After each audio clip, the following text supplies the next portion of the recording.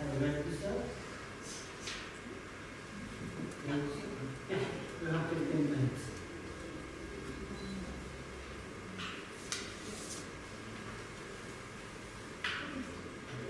Thank you very much for your introduction. And today I'm going to talk about as you know, the very prolonged and widespread conflict between Israel and Palestine. And actually, I've been recently doing other research about Syrian, Palestinian, Arab refugees in Germany. So this topic today is a bit like a new topic. So let me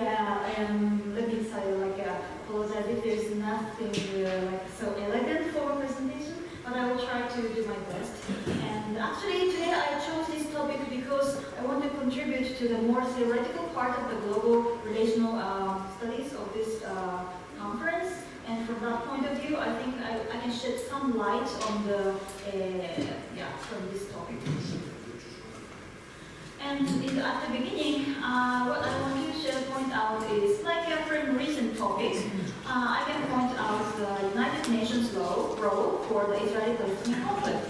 It is actually quite common and often happens, but it is a kind of symbolic repetition of what has been happening at the stage of UN recently.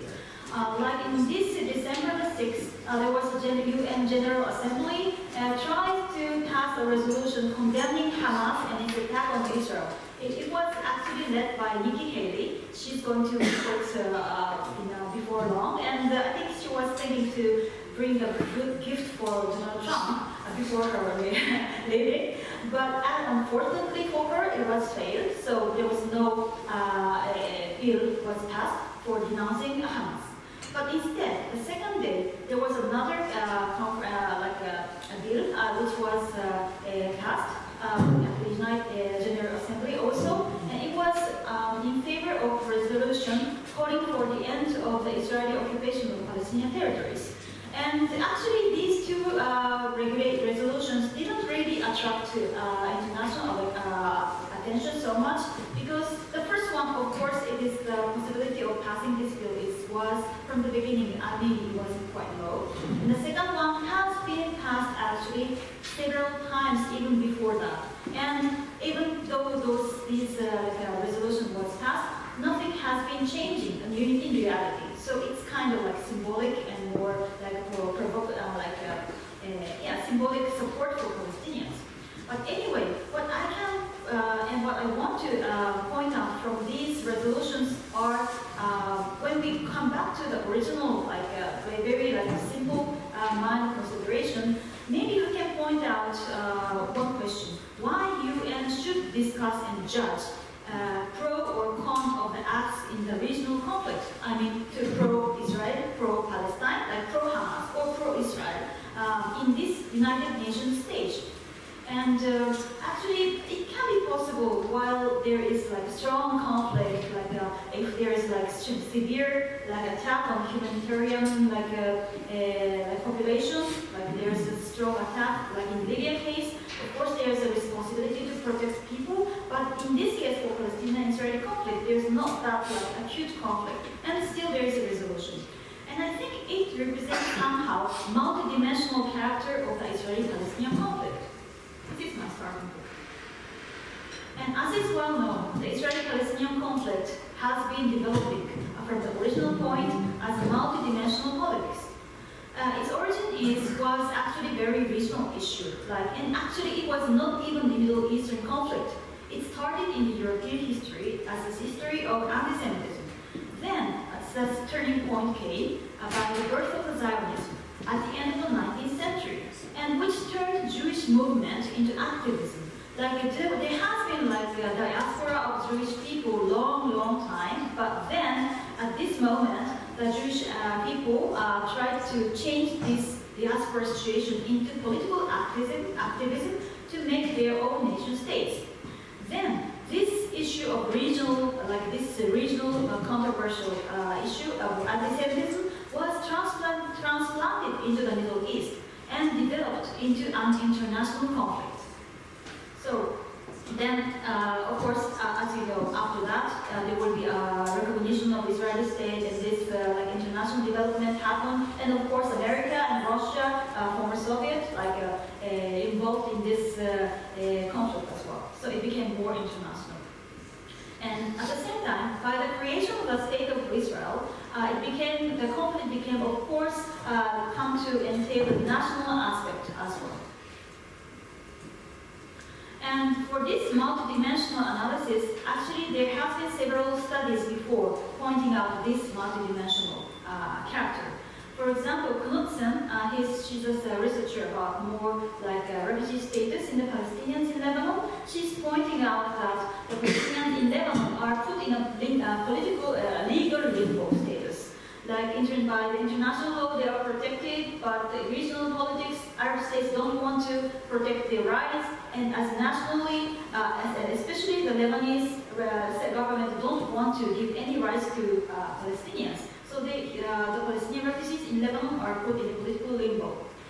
And another study is by Benjamin Miller, and I think it's more mentioned work, and maybe if you have any suggestions, please give us, please give me if it's proper to cite him or not. But actually, I was interested in it because his analysis is about conflict resolution and why the conflict happens in some place and doesn't happen in other place.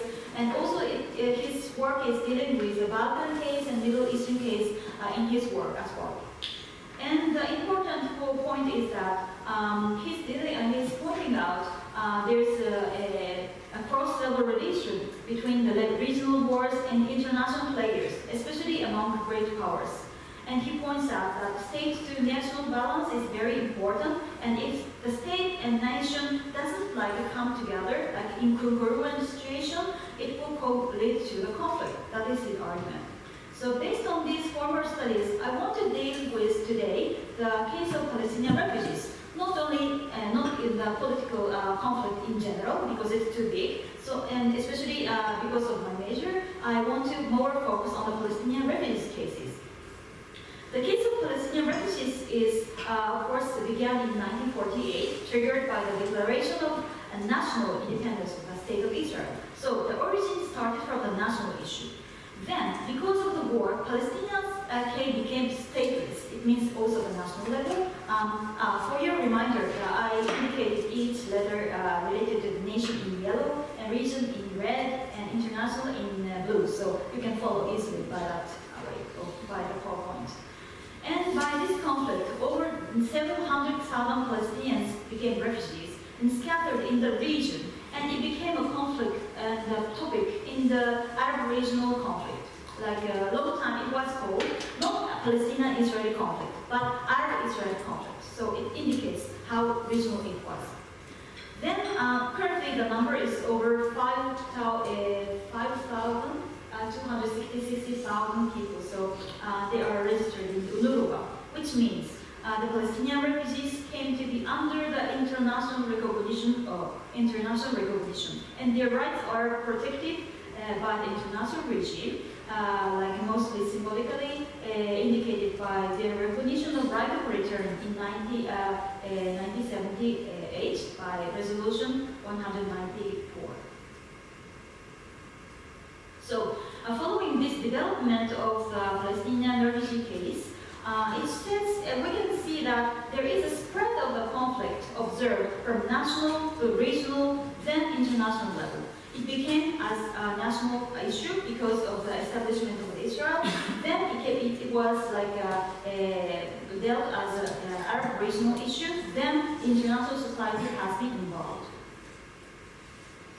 Okay, this is some of the pictures. It is of course well known, and I think you've ever seen before that as well. The situation of the diaspora Palestinians. Then, after the origin of this regional case, there's the conflict developed in more complicated ways.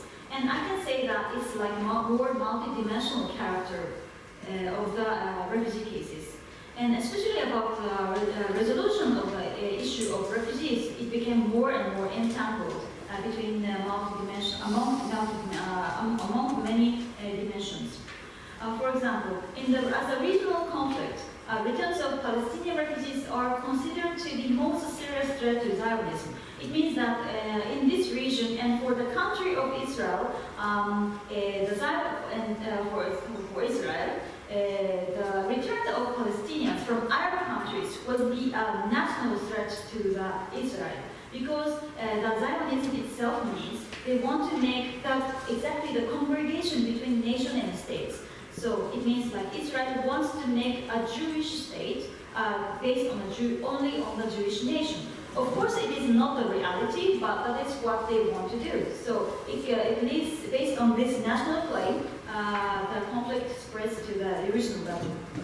And if people or like just ignore this national claim, actually the peace negotiation cannot be sustained, because this negotiation, if it will be developed without considering of this Zionism issue, Israel will never join this international negotiation. So, as a result, there should be a concession to the national interest of Israel, and international society began peace, like historical peace negotiation, called Oslo process in 1993, based on this concession to this national interest, and began their international peace process.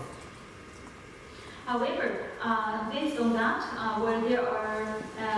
because of this process, for the Palestinian side, while their rights are assured internationally, as I said in the former resolution by the United Nations, Palestinian refugees were set in a place in statelessness, and this stateless situation could not be recovered because of the negotiations position. And they stay in a position of lack of assurance of any humanity and dignity. And this status exactly actually symbolizes the lack of national sovereignty of Palestinians. And what does this mean? I mean, the negotiation over this Palestinian refugees issue is the mixture of different levels, national, regional, and international, in the resolutions. So at the beginning, as I indicated in the former slide, the beginning was like just spreading from national to regional to international. But when we think about the conflict resolution, it is actually a quite mixture of different levels, and it is this mixture is quite closely interconnected. So it's very difficult even starting to solve the issue from one level and to another level. Another, for example, easier case to understand this in a mixture is the blockade of Gaza. I mean, it's a bit different from the refugee issue. It's because it doesn't mean not only the refugees, but also the conflict itself. But it is actually very clearly indicated by the Gaza issue, because as a national election, the Palestinians chose Hamas as their parliamentary representative in 2006. However, the result was rejected by Israel because of their national interest, and this national interest was actually approved and adopted by international society as well. So here, there's a combination of national and international levels causing to prolong the conflict war. And this boycott put more pressure on the Gaza Strip on Palestinian side and prolongs the blockade in the Gaza Strip. So, as is indicated, there's an international commitment sometimes exacerbating regional conflict. So, for my conclusion, this is actually a very rough sketch of what is going on in the conflict. Well, I think what I can say is that conflict began from national level and spread into regional and international level. But once the national conflict became prolonged, the other level, international intervention was required, and many actors represented by the UN, and also America, of course, and these days more Russia is putting pressure, or kind of participating on the Hamas side. Anyway, those international players are getting involved more. Then the international proposal of a solution is, they are giving some proposal solutions, but they are sometimes offered in consideration of specific national interests, like consideration of Zionism. Then the result is a mixture of multi-level issue in the conflict, and involvement of the other level makes the resolution more difficult as a possible solution on one level, because one level of the solution may hinder another levels of the solution. So this is the all of my presentation. Thank you very much.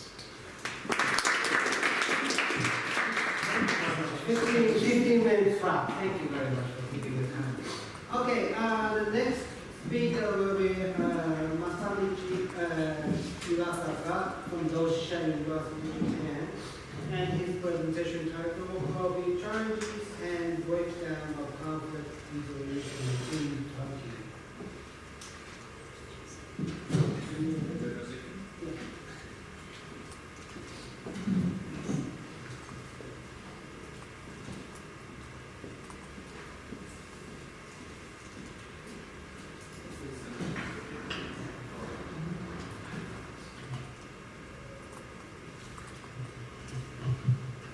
Okay, good afternoon everyone.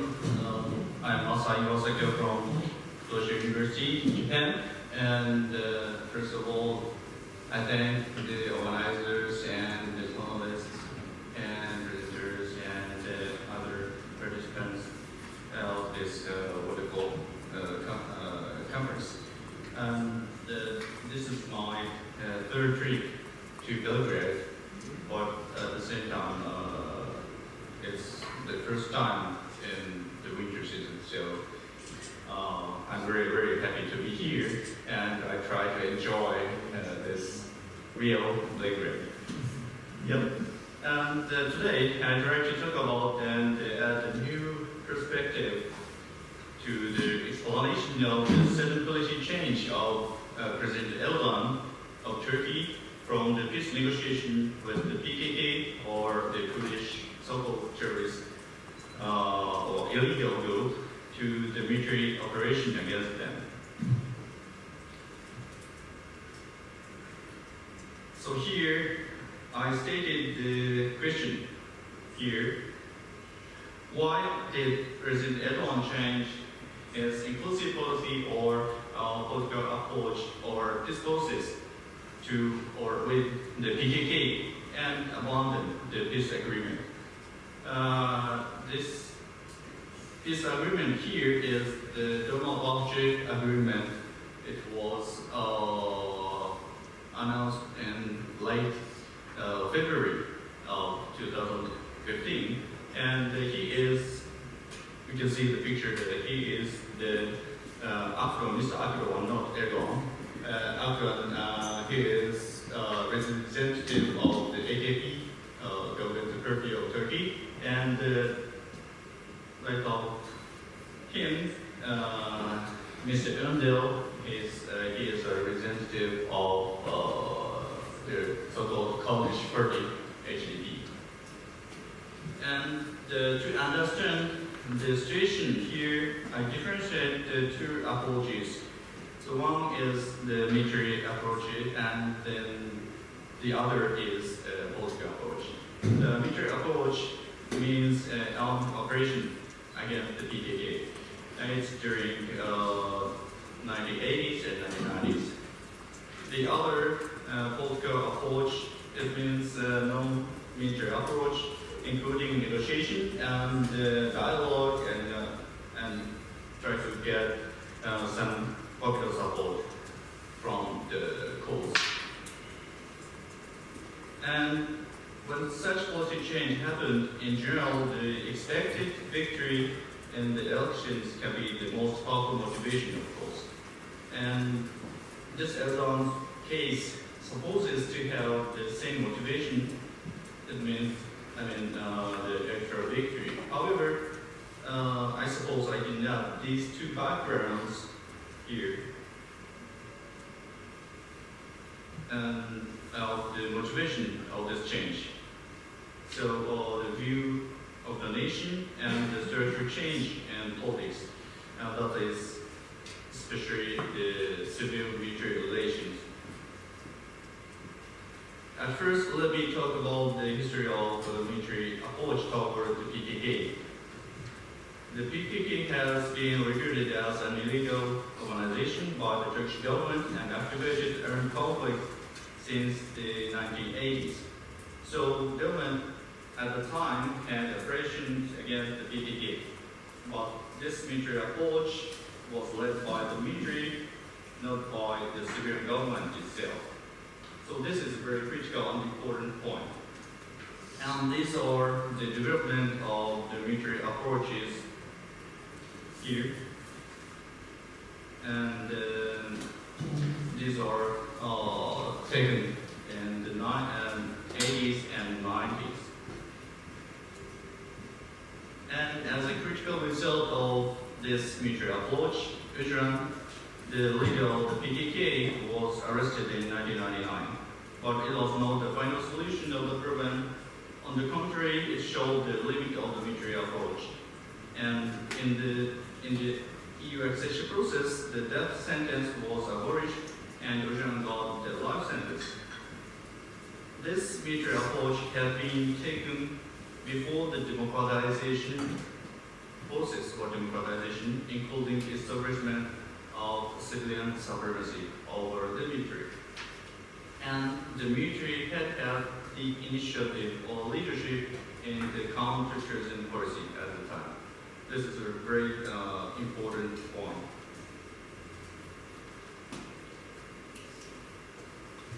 Then, yes, you can see the picture of Erdogan. The vodka approach has been taken, and his government, I mean the AKP, Justice and Development Party government.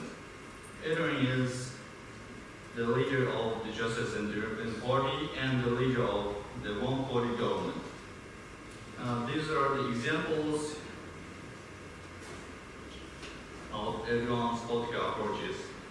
The important points here are the attempt to secret negotiations with the Kurdish group, we call the Oslo process, and launching the democratic opening and the solution process as an open negotiation with the PKK through Ujran, the leader of the PKK, and the Kurdish, so-called Kurdish political party, HDP.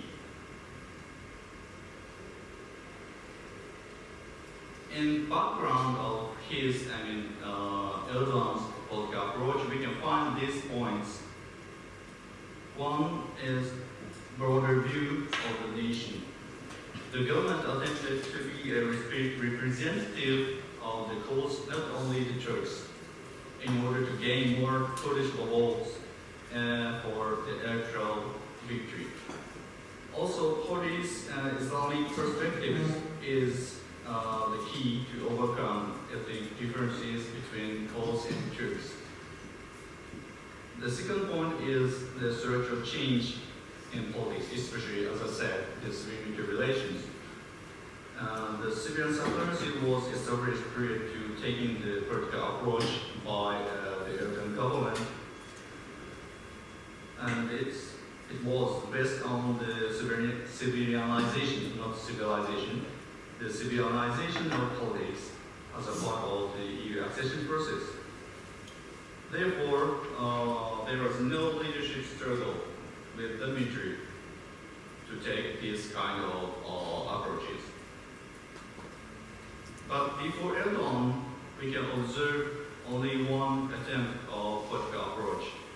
It was tried by the President Özal, Turkish Özal, in late 80s, and it shows similar backgrounds to the Erdogan's case.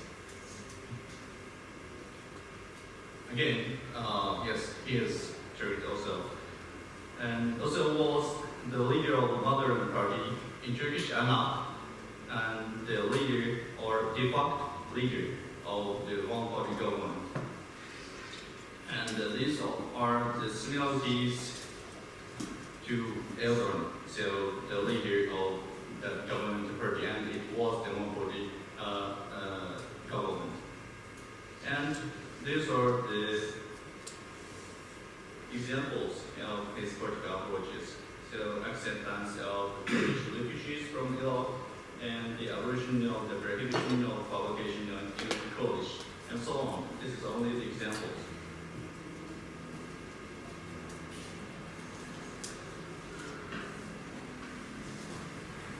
And the background of his approach, Özal's approaches, is also similar to Erdogan's approaches and Erdogan's background. He had a broader view of the nation, and also he could have a good relationship with the military. But still, he had to fight against the military in order to take leadership in the arena of security policies by using political approaches. So, as you have seen, there are important similarities between the Özal's case and the Erdogan's case. However, as for the Özal's case, the military approach re-emerged after his death in 1993. So, as I said, it is not a fully successful case or challenge toward the peace process and the Kurdish issue or Kurdish problem.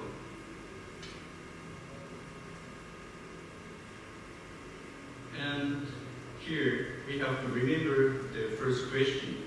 Why did Erdogan change his policy suddenly in February of 2015? In 2015, the AKP and the HDP, it means Kurdish group or so-called Kurdish political party in Turkey, announced that they reached the peace agreement, General agreement. But after the announcement, Erdogan suddenly denied it and ended his political approach toward this Kurdish problem. As you might recognize, the victory in the coming election is the important factor. It's quite important. But, however, what made this idea realized? This is also a very important question. Here, two backgrounds which I mentioned are the very, it's the key points. Number one is he gave up to be a representative of the cause because he thought the HDP became much more popular among cause rather than the AKP. Moreover, for him, for Erdogan, it is much more realistic to switch the target from Kurdish people to the nationalistic people. I mean, nationalistic is Turkish nationalism. And the number two is he had no reason to choose the political approach to get leadership against the military because he already got strong leadership in the established civilian self-governing. So you can remember that it was already established under the name of the EU accession process. So the military was already excluded in the security policy agreement. Then, yes, here the conclusion, a very short conclusion. So, as I said, the expected extra victory is, of course, quite important in the policy change, but also view of the nation and the civil integration are critical in this case. And about the future of this conflict, the role of the HDP is again here. It's Kurdish political party of Turkey is very, very important, especially among the Kurds and the Turks. They still have seats in the parliament as the third largest party, even if the government is trying to exclude them from the parliament. So, toward the conflict resolution, the view of the nation among the Turkish nation is very important and will be much more significant. Okay, thank you very much.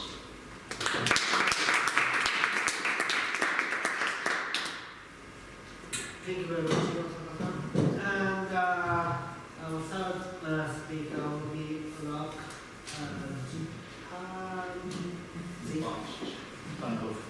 Sorry.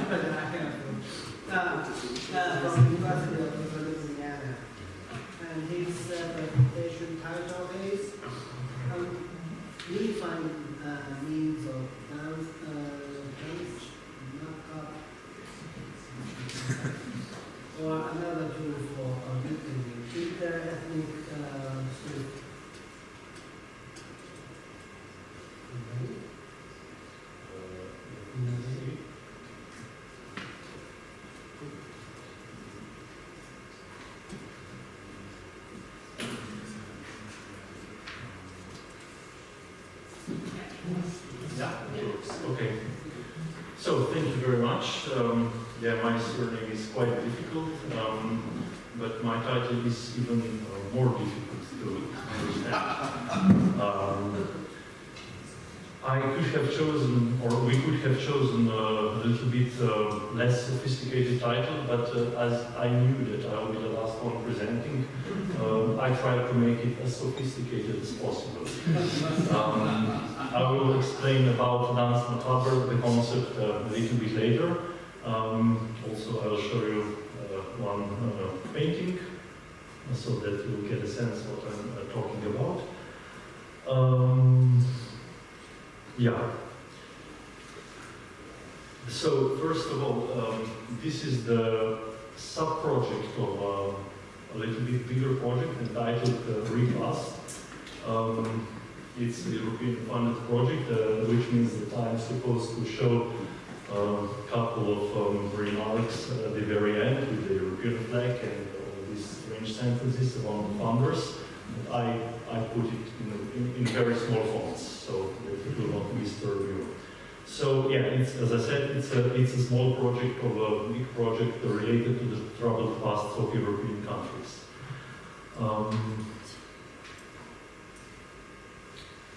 So yeah, points of departure for this, let's say, spin-off paper within this repast. We are trying, my colleague and I are trying to look at arts and culture as equal agents or equal domains through which the concept of, through which the history and the troubled past can be conceptualized and also analyzed. We put arts and culture as a laboratory where conflict is reenacted and where it can also be analyzed. And what actually a lot of peace building and conflict resolution theorists argue is that culture and arts can also be a domain through which the conflicts can be resolved.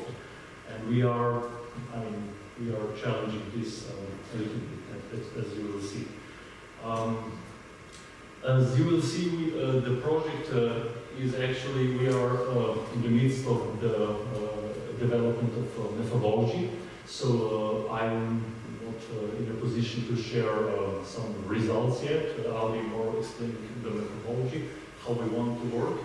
And this is a very good opportunity because also you, the audience, can steer the project very much because we are just developing the questionnaire, the approach, and actually we are testing the idea, how you will find it. Because this research is based on the intersection of social psychology and conflict resolution / peace building, and we are just employing arts and culture as a field of observation. So we are trying to do, as you will see, a small experiment within this. Yeah, and if you're going to say that we are completely nuts, then we will do some proper or more common research. So the general overarching question would be: do the people in Bosnia and Herzegovina dance, the Danse Macabre or dance of death, even in the fields of arts and culture? And now this Danse Macabre, this is quite popular artistic motif in a European, or better to say maybe Christian culture, which actually explains that at the very end of the day, we will, no matter if we are rich, poor, good or bad, whatever, will end up in this dance of death. And this dance, macabre, is, or Totentanz in German, or dance of death, is actually, or can be seen as a metaphor for arts. And as we try to discover, is if this actually arts and culture is really another field of contestation and continuation of ethnopolitics in Bosnia and Herzegovina. yeah, this painting is in one of the nice churches in Slovenia, but you can find it in several other churches, and also some theater plays and so on throughout Europe. So yeah, I will of course not bore you with the literature review. So the intersection where we try to where we work. But I'm just summing up some of the scholars who argue that community, or better to say, arts and culture-related processes can have a positive role in peace building and conflict resolution. Of course, there are different approaches, but there are, a lot of scholars argue that aesthetics is the domain through which also the conflict can be resolved. Because, as Bleicher says, aesthetics gives us the ability, theoretically, gives us the ability to step back, to reflect, and see political conflicts in new ways. But we will see if this is the case. So we did some preliminary research, and we found the pieces of arts and culture in Bosnia and Herzegovina. Now I'm actually talking about all three main ethnic groups. Have various phases. For example, this case, this is I think 2 or 3 years old case, when the installation in Sarajevo, so yeah, this was in 2016, when some artists made an installation in Sarajevo, which is showing the shape of Republika Srpska in the form of the mass grave, with the remains of bones, clothing, and shoes. And this was displayed in front of one of the shopping malls in Sarajevo. So displayed for a few weeks, if I'm not mistaken. So people were actually seeing it quite often when they were going around. So this is one example where arts is kind of clearly shows the direction of the other ethnicity in this place, and it tries to give the message that the Republika Srpska is a consequence or a result of a genocide. You can imagine that Bosnian Serbs would not be very happy to see this kind of message coming through. On the other hand, you have pieces of arts throughout Bosnia which do not have much of this inter-ethnic spirit, so which are not pointed directly against the other. So I'm just giving you one example of Mladen Miljanovic.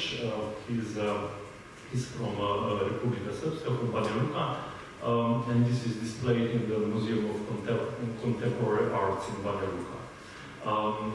So this installation, I don't know much about aesthetics and the culture, so I'm trying to, it's not difficult to understand what he tries to show with this installation, but idea is that this portrait is made of violence. It looks like a tombstone. It projects the bleak and uneasy perspective of all of Bosnia and Herzegovina, so not only of the Bosnian Serbs.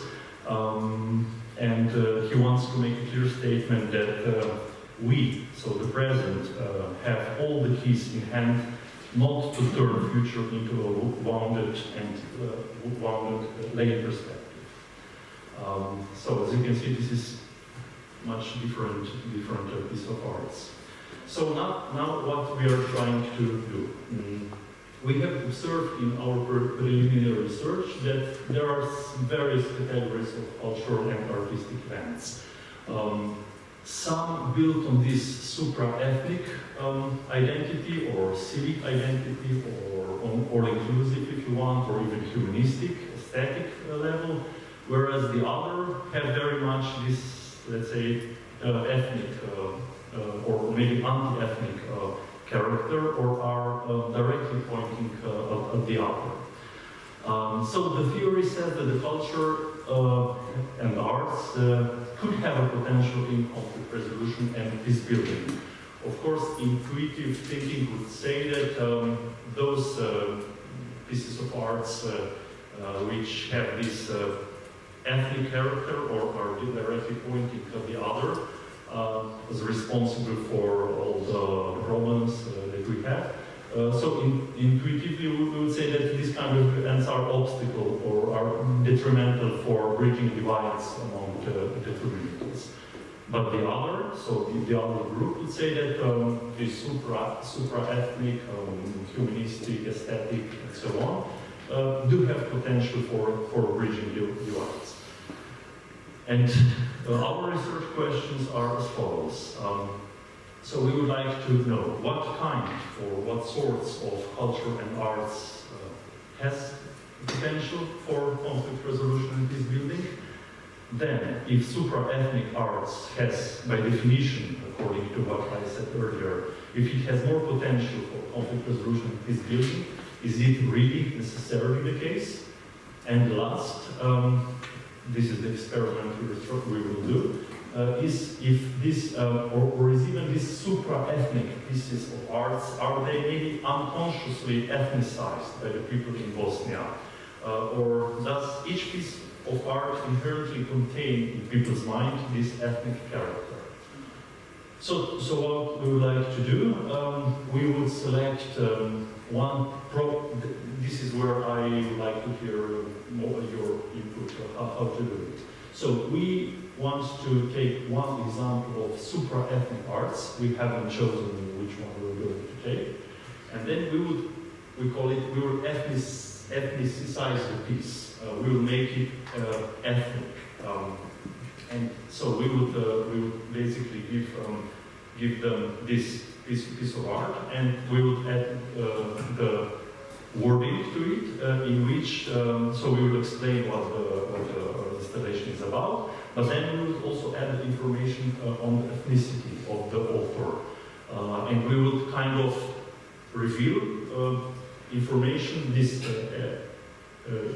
about ethnic origin at the very end, just as it is not important, but we would be actually looking at it. So we would take the installation, and first we would say, let's say, this installation was made by Jovan Radisavljević, a relatively unknown Serbian artist from Banja Luka. The second one, let's say, Jeva Kalibegović, a Bosniak artist from Sarajevo. And the third, by author of Croatian origin. And then the idea is, when we will have this free ethnicized piece of art, of the same piece of art, we would go to different groups, and we would test how these people actually. Our plan is to go to students, and we would go first, let's say, to Bosniaks, and here we would.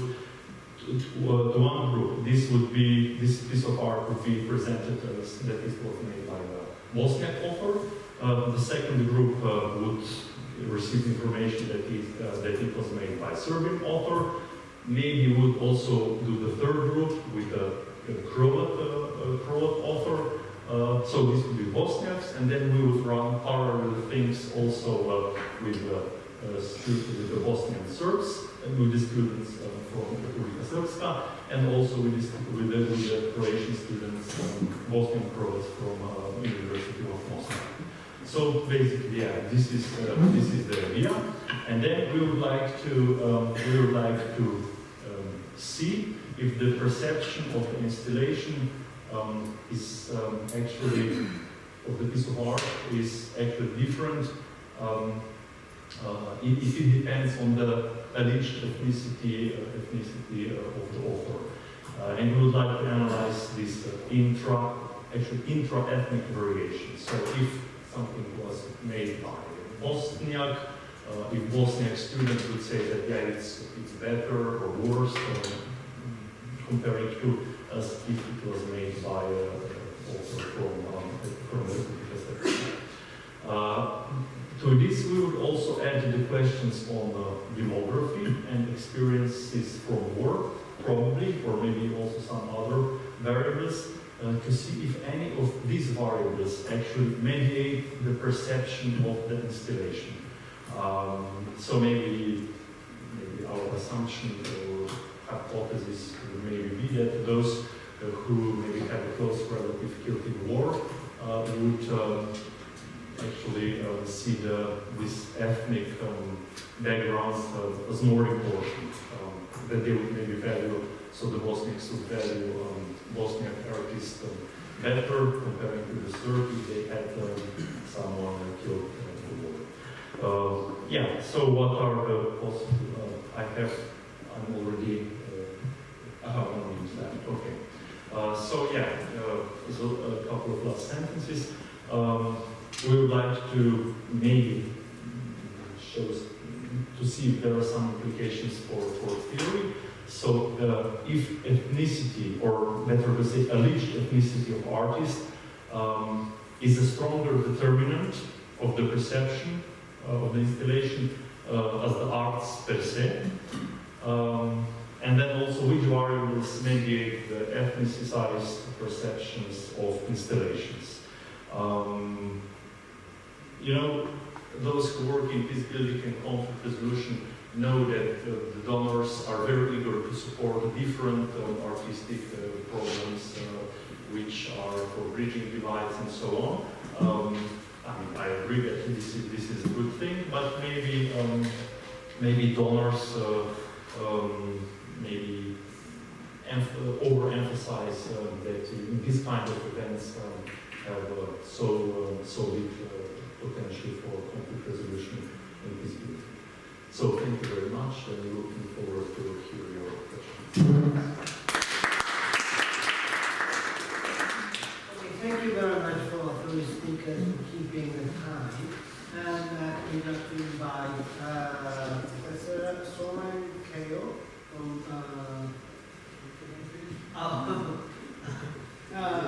Canterbury Graduate School.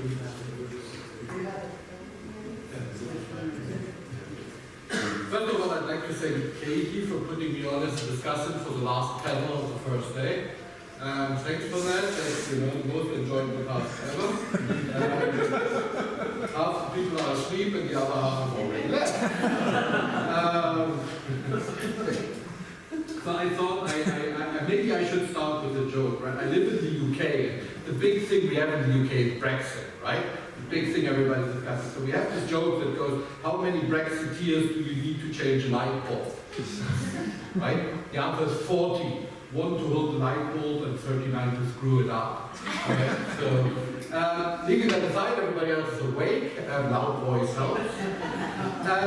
Let me just say a few things about the papers. First to Rock on his presentation. I think it's very fascinating. I think we're seeing this trend to go away from maybe the heavy focus on political structures to look at things like arts and culture, monuments, space, and their relationship to identity, their relationship to conflict resolution. I think that's very healthy for the discipline, more generally. I do, however, think that the claim you make that art and culture are always seen as conflict resolution. That might be the case, but I'm pretty sure that when you read the literature of Bosnia, there is literature that proves that art and culture and everything else in kind of dividing, right? And can be dividing. I don't think that's completely new, and everybody in the room who works for Bosnia, nobody goes, oh my God, really, arts and culture is dividing the country. I would have never expected that, taking into account they have, 2 human rights commissions. I think there's a few bits you need to think about. One is the obvious one, which is the link to reconciliation. That's really, with the 2 images you presented, right? They're directly linked to reconciliation, to the question of how do I deal with the past, what does it tell me about the future? And I think that link needs to be stronger also in the research design. The other thing is, I was thinking while we were talking about the sutra national identity. I wonder whether there could be something, and this is really a shot in the dark. I don't know much about it. It shows how, artistically educated I am. Whether there could be any ethnic art that could contribute to peace building. And I'm thinking here that I don't think there's anything wrong with somebody celebrating Srpness in Bosnia within Bosnia. Right? Srpness does not have to mean, oh, I like Republika Srpska, and I think, Srebrenica was just, an accident and a few people died. Right? I think if you celebrate Serb culture, if you celebrate Serb religion, Orthodox religion, Serb history within Bosnia, you do not necessarily have to contribute to divisions. You might say, well, we are one key group within Bosnia, making up multinational Bosnia. And I think by just focusing on the ones that go beyond ethnicity, let's say, that focus on Bosnianness, rather than on maybe people who focus on identity, but identity in a positive sense, that, I am Bosniak within Bosnia, I am a Croat within Bosnia, and we are part of the identity of the country. Maybe there's a dimension here that can also be contributed. I don't know if that kind of art exists. I would imagine it does, but just to comment. The other thing, my final point on your presentation, is the question of whether you should release the identity of the artist to your students. Right? Because the question then becomes, is it about the art or is it about the artist? Right? The moment you release the identity of the artist to say he's a Serb, or she's a Croat, or those things, it becomes about the artist, right? And at the moment I see an installation, right? So take for example this shape of Republika Srpska as a masquerade. Now, if you tell me the artist of that is a Serb, my association becomes very different than if you tell me it's a boy, right? So what you will get in the questionnaire becomes directly affected by the fact that you reveal the identity of the artist. So you lose the link to the art directly. Maybe the other way around would be much better, not revealing who the artist is, or where they come from. Or maybe asking the students, who do you think created that art? Right? So just some suggestions. To Professor Iwasaka, I had a paper here that I could read, that I enjoyed very much. Thank you very much. I do think this is a really interesting paper, and I think you have a lot of explanatory factors which I think are all relevant. But there is kind of 2 points that I want to point out. The first thing is I think the paper could be clearer on explaining why Erdogan started the peace process in the first place. Right? You do it implicitly but not explicitly. Implicitly you say that the AKP had strong support within the Kurdish population. Right? I think you need to be more explicit about it. Because you wouldn't necessarily expect a conservative religious party like the AKP to start a peace process with the Kurds. Right? Many people were surprised when that started. Right? So that's the first thing that I think can be done by being more explicit about why did Erdogan start.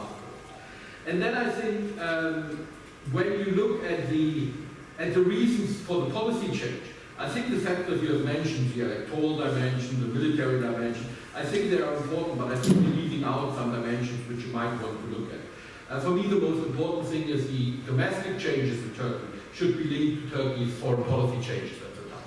Right? The zero problems policy under the Davutoglu regime of foreign policy, which is directly linked to the internal conflict. And which has substantially failed.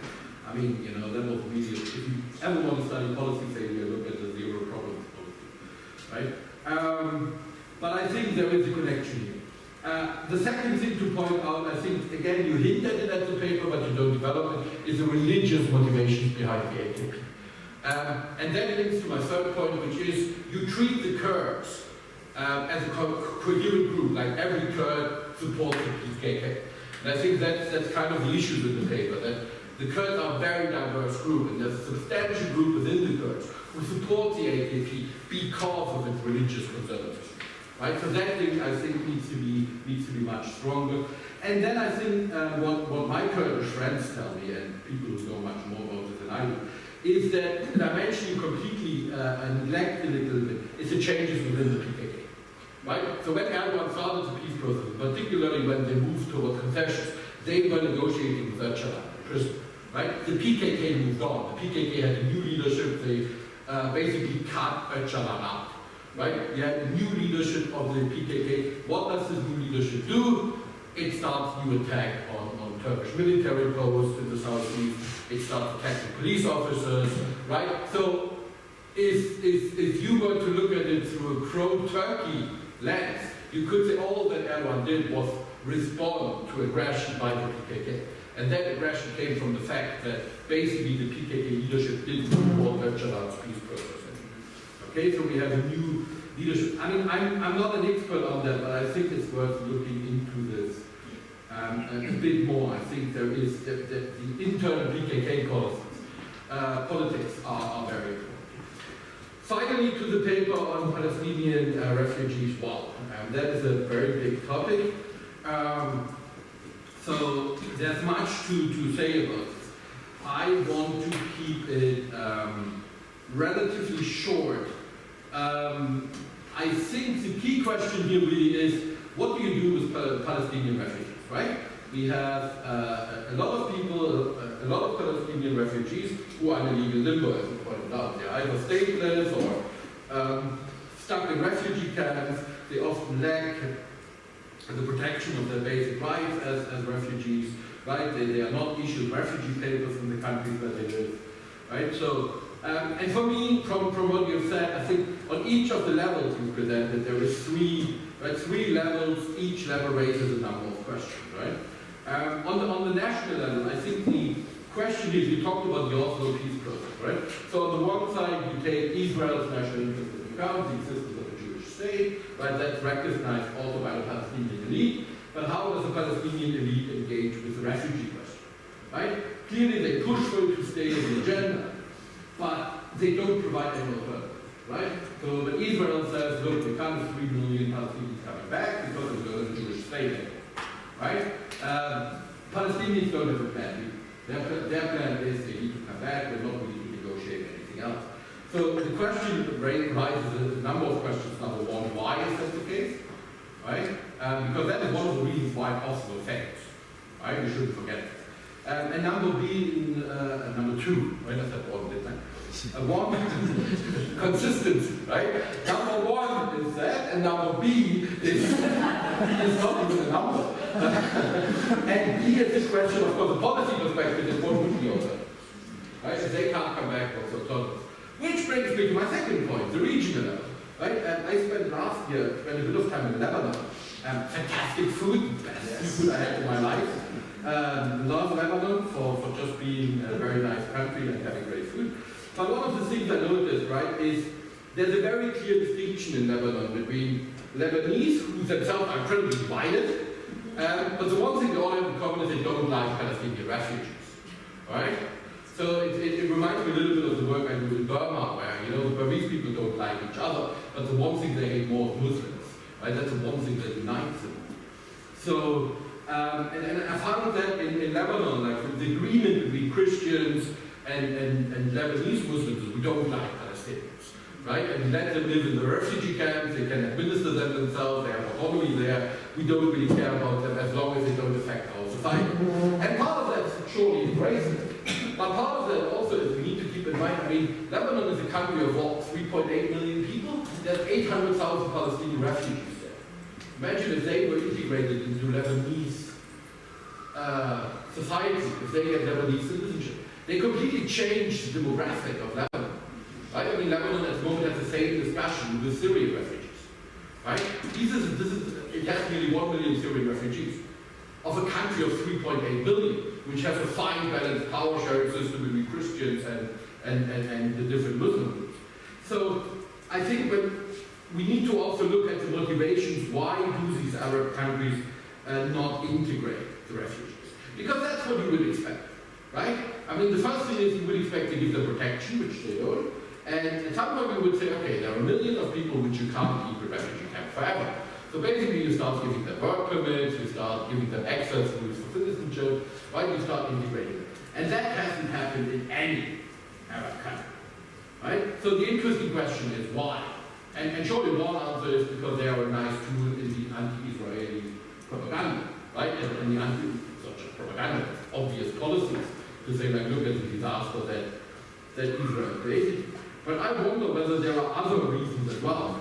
And I wonder whether there are identity reasons that are important here, right? Citizenship and inclusion and exclusion, right? Because there's so much debate in the Arab world about Arab solidarity. And for me, this is one of the big failures of Arab solidarity, right? The second big failure is the integration of Syrian refugees in the Arab world, right? That's, maybe this idea of Arab identity is an identity Western academics like, but in reality, the only thing is they all speak the same language. And that brings me to the international level. So, I think at the international level, one of the things that maybe, in the paper you need to be clear about is that Israel has two strategic advantages, right? The first thing is Israel is a state. It's a state that's recognized by the majority of Palestinians, right? That gives it access to resources that the Palestinians don't have, right? And that is very, very important. One shouldn't underestimate the importance of state within the contemporary world. The other thing is, of course, we can't talk about this without the US, right? Israel has a very big ally in the United States, right? And that raises other issues at an international level, especially in the current constellation where basically Israel gets away with everything because the US will support it. It raises all kinds of questions, what could be, the driver for change. So that then leaves me with two policy questions, right? You finish your paper, one is an academic question, one is a policy question. I'm not good with numbers, as you might have found out. The academic question is, so you finish your paper saying this is a very complicated constellation and it's very difficult to get out of it. So what can be done with it? Does it need a top-down approach where you say only if the US push for a solution and put Israel into a position where it has to agree with the Palestinians, will we see a change? Or does it have to be bottom-up, where we say the Palestinians need to be more flexible and maybe insist that not all 2 or 3 million Palestinians will go back to Palestine? Or does it need both? Maybe it needs both. I don't know. I'm not the expert. But what's the way out? Right? What could be possible ways? We are in this situation. I mean, your paper does a description of where we are. The next question is how do we move forward, right? In terms of peace building, what could we do? And then the policy question here is what are the mechanisms again, right? So what are the policy mechanisms? How the whole process can restart again, taking into account decisions like the Jerusalem decision of the US government and those things, which I think have an implication for the wider region. That was probably much more than 10 minutes. Yeah, actually, the longest is longest. I need to think about it. Okay, should I ask the panelists to reply in a couple of minutes first, and then we'll put the question from the floor. Okay,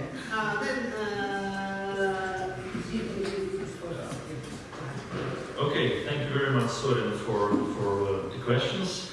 First of all, I completely agree that culture and arts and analysis of it within peace building is not something new, absolutely not.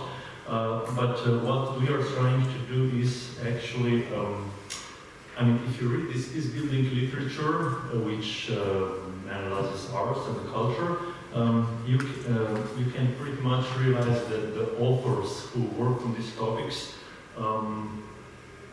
they predominantly use case studies, and in these case studies they show that this event, this artistic event or this cultural event was, let's say, not ethnicized, but was supra-ethnic, and Bosniak Serbs, whoever, they came together. And so, this is a very good example how arts and culture could have this emancipatory potential for, bridging divides and so on. So I absolutely agree with this. But the domain that all these authors work in is that these supra-ethnic or humanistic or aesthetic events do have this potential. And now we would like to actually really check, this is more social psychology than political science, if people perceive the arts, if they can perceive this non-ethnic arts really as an artistic event, or is it necessary that they put this ethnic ethnic label on it. Regarding your question on releasing the ethnicity, we are still struggling with this, how to do it, and so on. So we are also thinking that we would maybe take one piece of art which is not from Bosnia. So maybe, let's say, these crutches and the future, so the installation, this like humanistic installation, could easily be taken from Sri Lanka, for example. The meaning could be pretty much the same, right? So big future and so on. So maybe we would take this kind of event, and then we would test it, then we would give ethnicity to it, alleged ethnicity, right? So yeah, this was Bosniak, so how do we perceive it, and so on. Yeah, because we would like, actually what we would like to do, as I have probably said twice or 3 times, we would like to show if this aesthetics and the culture do have a potential that we, reach our, that we actually leave our ethnic boundaries and ethnic identities, and really see the culture in this aesthetic terms. This is it. Thank you.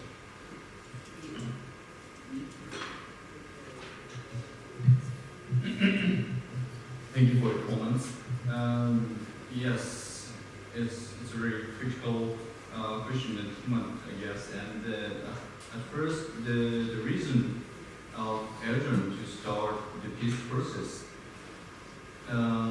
is because of, first of all, to get the vote from close on and make his government stable. It's a very important goal for his process. And the second is also really important. It's to make the region stable. The region is the southeastern region and the eastern region of Turkey, where the Kurdish people live, and they realize the further economic development in this region and of Turkey as a whole. So these 2 points, political reason and economic reason, are I guess these 2 points are very important to start this process by Erdogan or the AKP government. And I got some questions, and yes, first of all, the changes and the PKK's leadership is also related to the foreign policy or foreign circumstances of Turkey. Yes, there is or there are leadership struggle among Kurdish groups. And within the PKK, as you said, Öcalan is now in prison, and he is very hopeful as a former or so-called charismatic leader of PKK. Yes, it's true, but at the same time, the current leader, official leader of the PKK, Murat Kalaylan, is also strong, and between these 2 guys, there's strong leadership struggles. And of course, another struggle is between the PKK and the HDP. So HDP as a non-militant group or known as a political body.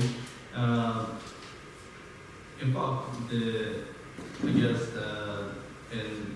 since 2040 and 2015, the strong initiative, the HDP got a strong initiative in the Kurdish problem.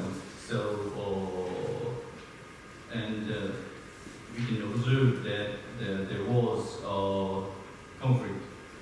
actual conflict between the PKK and the HDP in the southeastern region or in the city of Diyarbakir. So this is also an important point. And again, yes, as for international situation, the Syrian war is very critical for the leadership of the PKK, especially for the Kailan, and because he is the actual leader and he is not in the prison today, so yes, it's also important.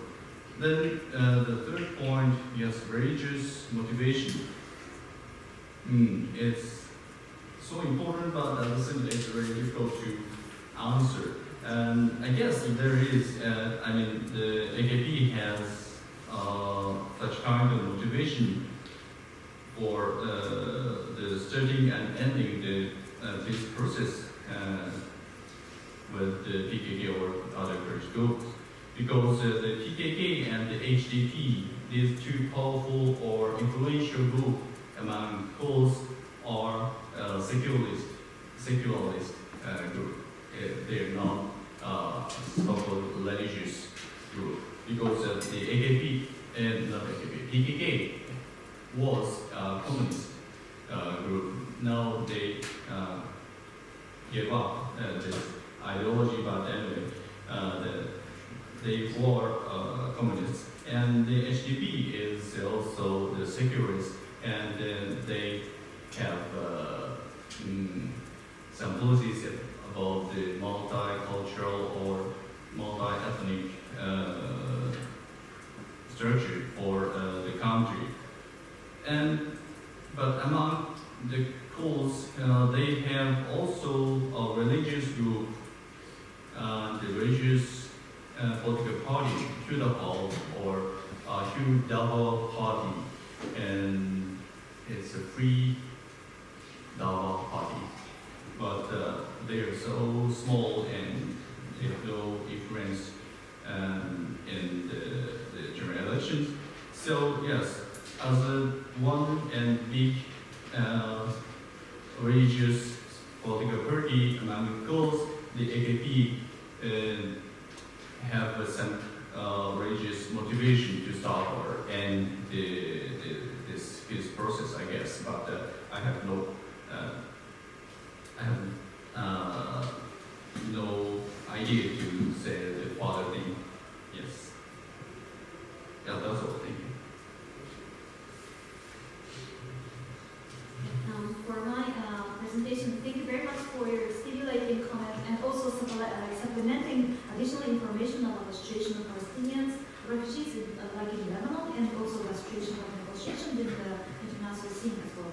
As you pointed out from my presentation, there is actually a limit or stalemate for each level. Like on the national level, as you pointed out, Israel were better in projecting their national interest for the refugee issue, but the Palestinian elite could not really give any alternatives. And actually, one of the reasons is because Palestinian Authority itself was composed as a kind of a friend of Israeli government during the Oslo process, so they cannot really propose anything really against Israeli government. So because if they do that, they will lose their basis of their existence. So basically, that is actually the structural limit of the Palestinian Authority. And for a regional level as well, as you pointed out, it is very difficult for Lebanon to integrate refugees because of the demographic, as you pointed out, situation. And actually, each country has its own condition or situation for difficulty of dealing with the Palestinian refugees issue, and that's clear. But at the same time, because of the stalemate of the Arab nationalism, it is very difficult to do something more constructive against the anti-Israeli propaganda. So, and also in the international level as well, America is, as you pointed out, very strong, and it's actually on the international level, things are just working as a power politics. Like America, the strong. Until now, at least the strongest power in international power is with Israel. So in the negotiation scene, the Palestinians don't have really enough power to change the situation. Then, based on the statement on each level, I didn't really clearly mention in my presentation, but as you suggested, what if I want to think about future, how to promote the situation or how to change the situation, I can say like maybe the combination of three levels will maybe promote solution. That is what I can say, I think, based on my analysis today. Because, for example, like BDS movement, that is very like grassrooted and also based on the international solidarity movement, it is actually becoming a kind of threat to the Israeli government. So then also this civil society's movement, grassroots movement, is even like bringing their opinion to the EU, each country of EU countries. So like making a proposal for the parliamentary members to the each EU countries. So because of this like movement, EU countries are actually becoming more and more supportive to the kind of supportive to the Palestinians. So and then the Israeli government, of course, it depends on the government, but it depends on the countries. But because of the Israeli government knowing this situation, so they are kind of shifting their power shift in the international politics, rather to the China or the other countries, and to looking for another basis, not only America, but also the other countries, but not in EU countries. So this kind of combination of the movement or activities in each level, like on national or regional or international level, can promote solution, and not only one level. Because only one level of struggle to look for solution is not working. That is becoming more clearer these days. But when I consider about the combination of three levels, actually what is kind of missing is the regional level, because Arab solidarity is actually kind of becoming out of date, and there is still concept, but it cannot work anymore. So how this regional level can work may promote somehow more to the solution to the, if there can be future solution to the solution to the Palestinian-Israeli conflict. Thank you very much. Yes, please.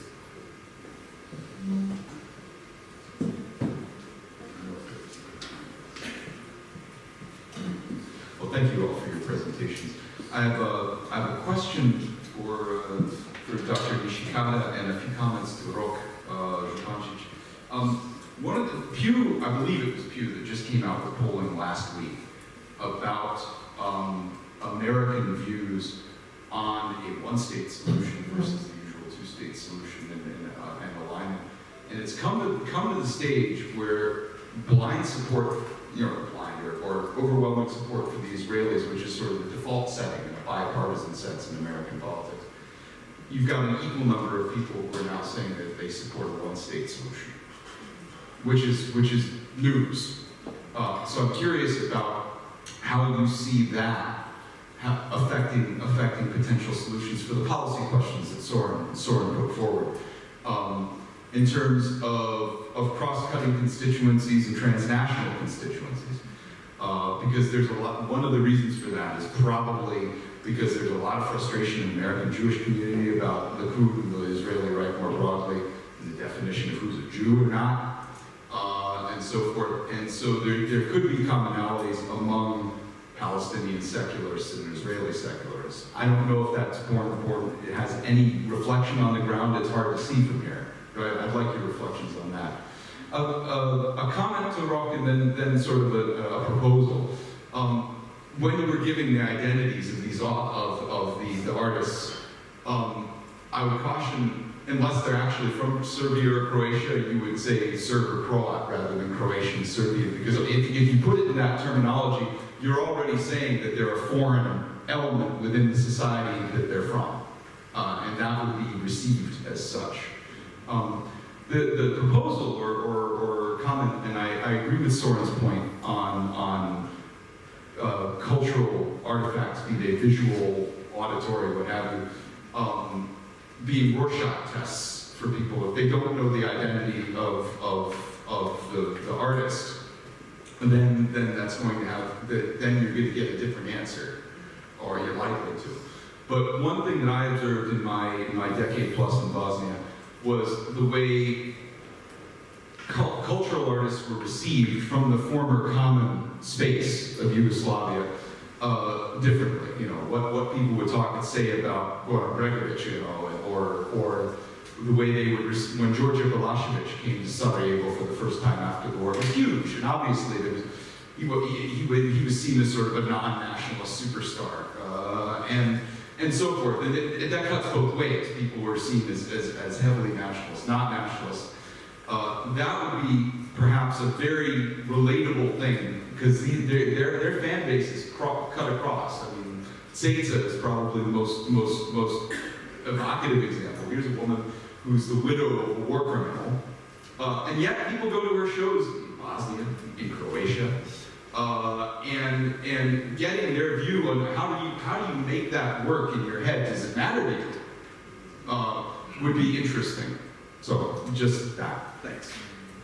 Okay, the gentleman from...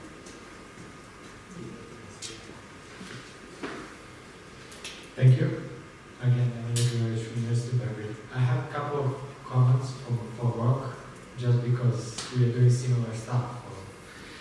Pretty much peace building is the only thing that I'm doing these days. So, first of all, I mean, you're right that they are on the theoretical side, which you kind of shy away. They are work on kind of cultural peace building, but not really that much. I mean, as you said, they're more empirical work than theoretical work. So maybe if you do write something, maybe you could also go to direction, make some contribution of your own, because I don't think there is that much work on culture and peace building in a theoretical way. Second, I see a kind of potential problem of how you define cultural artifacts, because you say super-ethnic and ethnic, right? But by whom? Is it by you, or people who create, or by the audience? Because you show the Republika Srpska artifact, that's quite easy, but then you can have some artifact, very kind of abstract. For you, it would be kind of super-ethnic, but for the guy or girl who created it, can be very nationalistic in a way, right? So, according to whom is this division between two?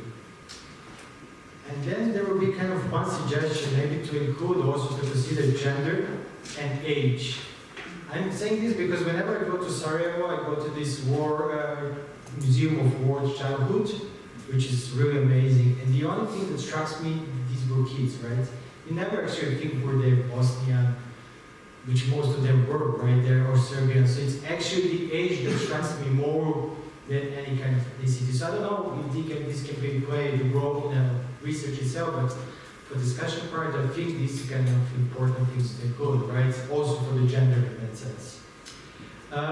What you said about not telling them, telling them that, for example, the author is from Sri Lanka and then actually being from Serbia or Croatia. I don't know, when submitting to the journal, how to go with the ethics committee or these guidelines, right? Then we could think about that.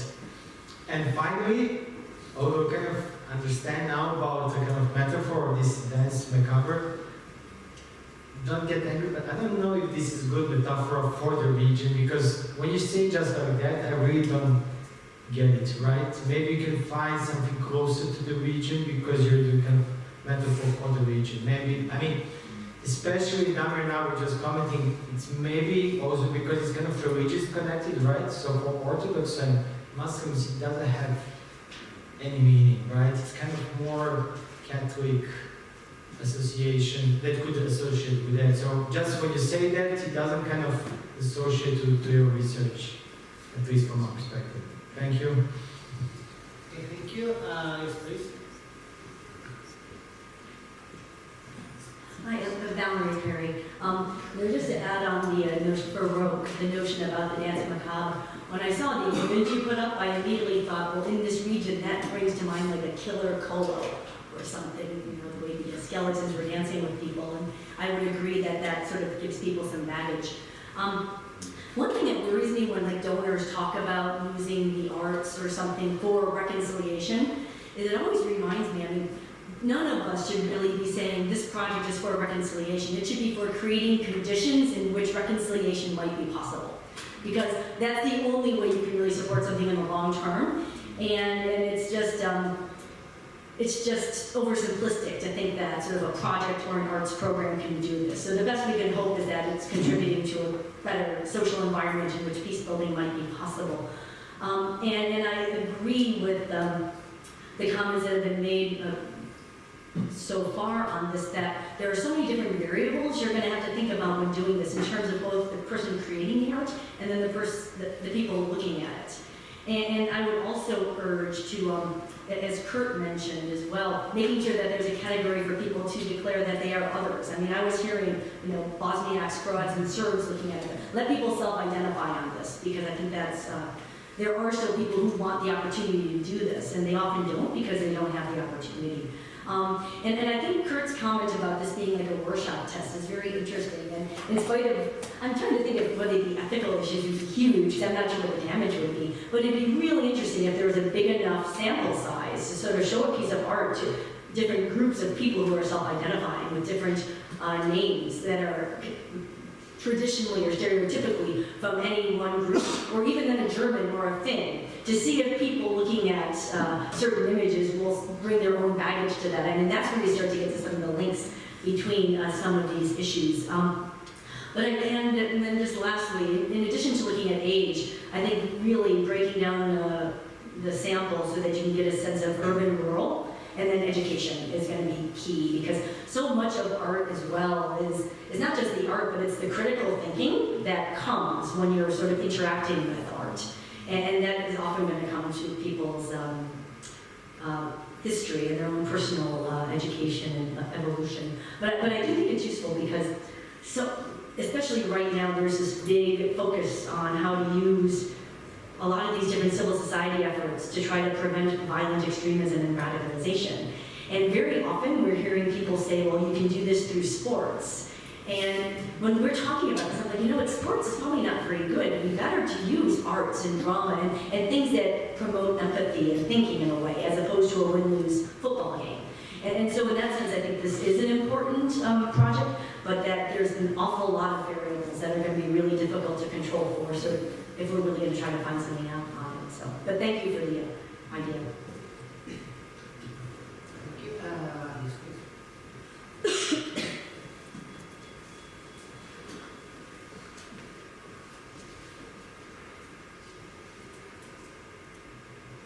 Thank you. Iselhoff again. I would agree with what you just said and others said before concerning Rock's project. There's a saying in 19th century Coleridge that beauty is in the eye of the beholder, and so is ethnicity. So whoever is watching this art is watching it with their eyes and their ideas about, preconceived ideas about it. And if you, on top of that, tell them that they should put ethnicity into this, you're destroying the whole project. You're putting the whole, you're bringing the ethnicity, you're forcing them into ethnicity.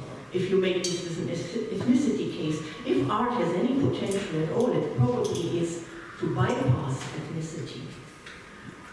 So that's the one thing. And the other, I wanted to say to Aiko Nishikida, I have maybe a question or a doubt. You said there is a national level at the beginning, and I doubt that you can talk about national levels at all when you talk about Palestinians and Israelis. And maybe I didn't understand why you talk about a national level in that context. Thank you. Any other comments? Yeah.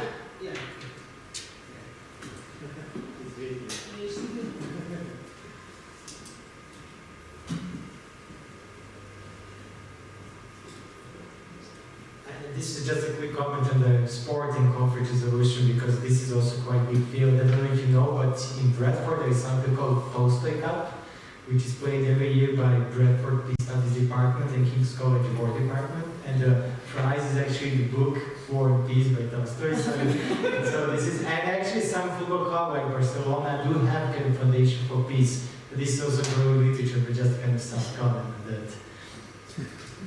Okay, thank you. Anything else? So I will ask the coordinator to reply, because maybe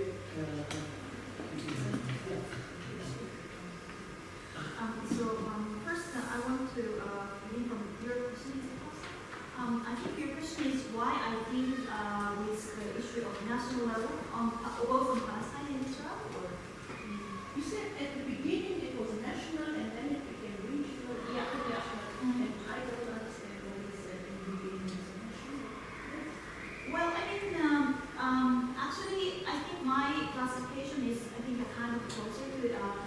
Ishito Sensei's classification in the morning session. It's like more like micro, meso, and macro level. And for micro level, I want to deal with the national level, and it includes like a Israeli level or Israeli national interest or Palestinian national interest. And when I call it like that, maybe there can be some objection that there's no state for Palestinians still. But I mean, I want to deal with the Palestinians as a nation as well, because they actually have kind of a national entity. So the matter of if we recognize it as a state, nation state or not, is a kind of like more technical reason. So I want to deal with them as like national level. And for the meso level, I want to deal with more regional level, like Arab, Greek, or like on those regions, including like not only Palestinian Israelis, but also like Lebanon or Syria or all these surrounding areas, so, like regional politics.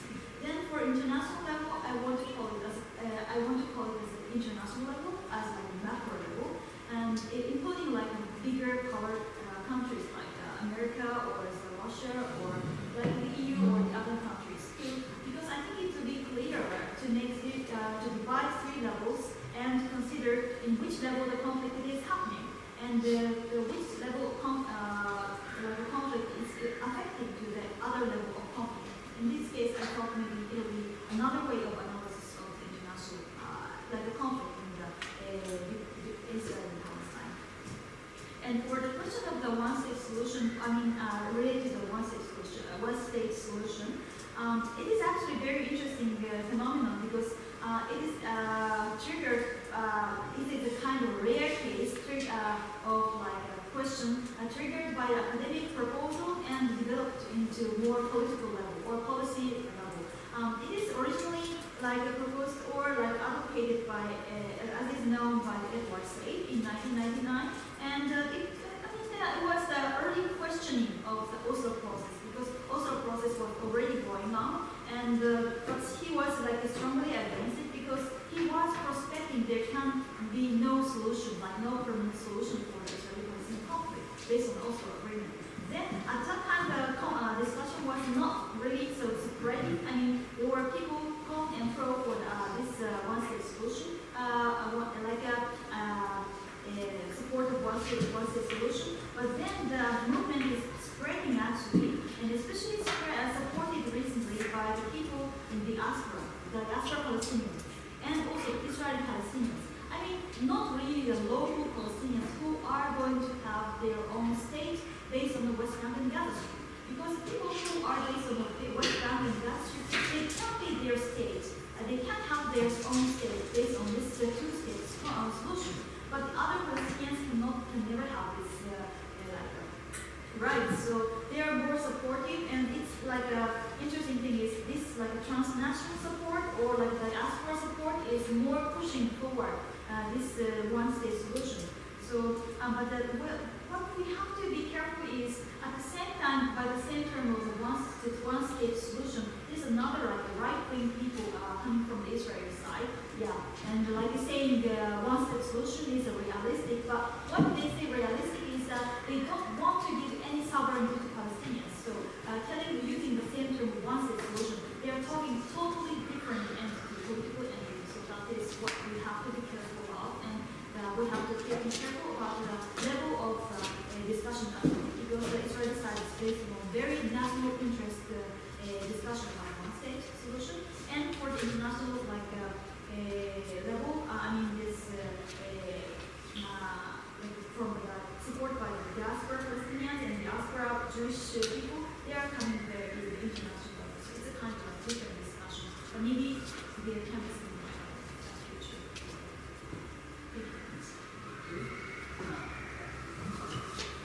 Okay, I'll try to be very brief because we just ran out of time, I think. So I'll just pick a couple of your remarks, which were really, really good, and I'm really thankful because we are still in the position to steer our research design.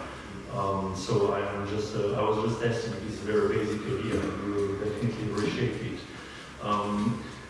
Maybe I will begin with probably the most important thing for research. This is ethics, which was raised by Nemanja. Yeah, absolutely agree. I mean, it's struggling with this for quite some time.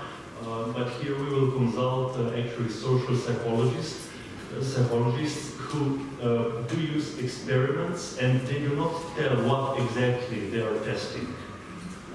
So I don't know what will come out of it, but you know, in political science we usually ask about attitudes, and people know what we are asking them, but in experiments people do not know what they are asked. So we will try to figure out with them how to do things.